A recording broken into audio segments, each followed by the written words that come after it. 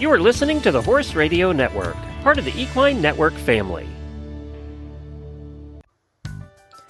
Welcome to the Dressage Today podcast's Training Buzz. These short podcasts bring you the best tips straight from our subscription video site, Dressage Today On Demand. To get full access to all our videos, go to ondemand.dressagetoday.com and enter promo code DTPodcast to save 15% off your subscription. Now, listen in on this week's buzz and enjoy the ride. Today's Training Buzz is sponsored by Purina. The PhD equine nutritionists at Purina Animal Nutrition tackle problems using science, and their love of horses keeps them at it until they get it right. Even with the most established feeds, they keep innovating. Even when it takes years of research, they don't stop until it's right. They are dedicated to the scientific method, but it can't capture the feeling of seeing a horse reach their full potential. It takes science and love to help your horses live their best life. Put their research to the test at horseinnovation.com. Today, we hear from international dressage competitor Gareth Hughes, who talks about the correct body position for dressage. He begins by discussing the saddle choices and goes on to talk about the alignment of the body, legs, and arms, as well as the aids available to the rider and what influence on the horse they should achieve. We're going to talk a little bit about rider's position. How we're looking for you to sit, how the positioning of your leg, your arm, your body, your back, and how we want the body to work through while you're riding. And what we're going to do then is we're going to show you how your position influences the way of going of the horse. So everybody knows that within the dressage position, it's a very upright position. Okay, and it's a balance between being able to sit very, very tall but stay relaxed. So what we have is that the saddle does influence our position to a degree. So when you go to look at purchasing a saddle, what you're looking for is a saddle that allows you to sit as naturally as possible within the position that we require you to sit in. So you don't want the saddle to have too much influence in a good or bad way. So if you're fighting your position, then it's usually not working. And also, too, if you find that you're restricted in your position, it's not working either. So what we are looking for is very basically, we're looking for this upright back. We're looking for a straight line between the shoulders, the hip, and the heel. So the leg sits underneath the body. So this is sort of the upright position that we're looking for when you are when you're standing still. Reason being is what we need the rider to be able to do is stay open in the shoulder. So we have the straight back, just claps a bit. What we don't want is that to happen. So we want them up tall, so the hips are forward, the thigh hangs forward like this, which allows the lower leg bend at the knee, so you have that movement. That's where all the leg aids come from. Leg aid, what we're looking for is you direct from the calf, and you jump from the heel. So if we're wanting more activity in anything, we use the heel, but the aid actually comes from the calf. So when we're talking about a leg on the girth, we're not actually talking about it being here. We're talking about it being underneath the rider. So therefore the leg aid does that. So if your position, if you just sit back a bit, if your position's there, and that's your natural position, then what you have to do is A, you can see it doesn't look as nice, it's a bit of an armchair position, but also too, then to use your leg, you have to come all the way back here before it starts to come into place. So the relaxing leg position is too far off the horse. Just sit up and forward again.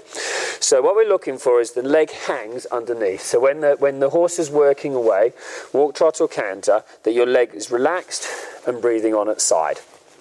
So that's sort of the leg position we're looking for.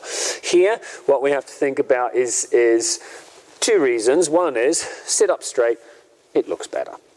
Two is that your position, what we'll do is we'll show you this as once we start moving, is the fact that how you sit through here affects directly how your pelvis works, how you work from here to here, and that does have a direct influence on the horse. Also too, is what we're looking for is the arm to hang nicely with a bend through the elbow. So each joint, that's why we have joints in our body, each joint has a job to do. We don't want to lock. If you lock like this, what happens is you can see that it brings your shoulders in too much of a rounded position. You round the shoulders, you collapse in the middle, you collapse in the middle, you tip forward, your lower leg falls out of place. So it has this sort of domino effect.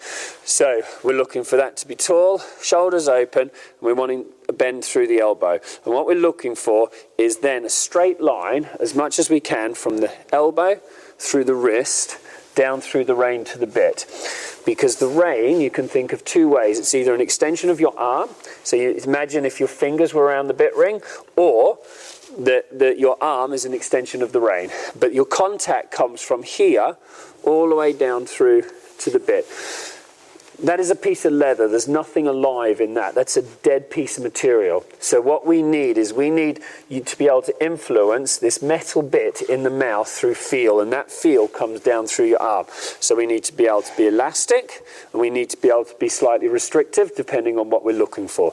So again, we need this arm angled like this, so we have the option to go that way and also that way, and that gives us the freedom of movement within George sitting in this position to be able to influence the horse.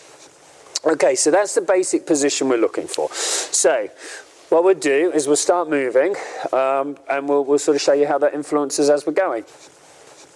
We're going to start working through, we're going to talk about the rider's position as we're going. Now, what we're going to do is we're going to focus here a little bit on the rider's position, and I'm going to put her in a good position, a bad position, so you can see how it affects the frame of the horse, the balance of the horse, the way of going of the horse.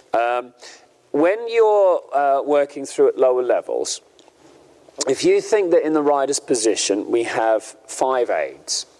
We've got 2 legs, a seat, and 2 arms. Okay, we can subtly use our voice. But basically you have those 5 aids, and those 5 aids have got to be able to influence direction. They've got to be able to influence the pace that you want. They have to influence the speed within the pace, the tempo, rhythm. They've also got to be able to influence the shape, the frame of the horse, the setup of the horse. So when you're working at lower levels, and depending on what country you're in the national test depends on what level the lateral work comes in. But at the lower levels, we're basically judging basic shapes, straight lines and circles. So you have those 5 aids, and you can use those 5 aids to create that influence over that frame, over that shape. What happens is, as you then start working up the levels, then the movements get more and more difficult. Now, you don't get given 2 more legs, another seat, and 2 more arms for them to be able to then influence the lateral positionings.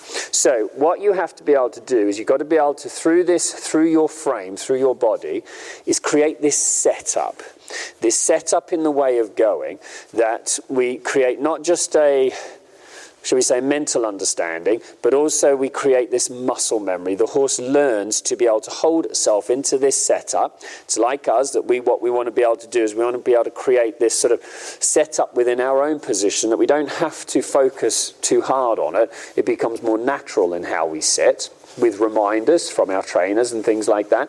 But we train our body to sit tall. We want to be able to train the horse to be able to stay in this shape, so therefore then that we can pass a degree of responsibility over to them. So within those aids, we can shape them up, set them up, then ride the positioning of the horse. So what happens then is that what you get away with if you're just riding your basic shapes in your position or how you influence the horse doesn't necessarily mean that you get away with it at an advanced level. So what we have to think about is we have to think about how we shape the horse up, how we create the reactions from our basic aids, so we can maintain those same aids, whether we're riding a 20-metre circle, whether we're doing a Grand Prix zigzag in the canter, we're doing tempi changes, or we're walking on a loose rein. Okay, so it's not supposed to look any different. We hope you enjoyed this bonus podcast. What would you like to learn about, and what tips would you like to hear? Email me, Stephanie, at sruff@equinenetwork.com, or reach out to us on social media. Remember, go to ondemand.dressagetoday.com and enter promo code DT Podcast to save 15% off your subscription to our online catalog. Thanks for listening.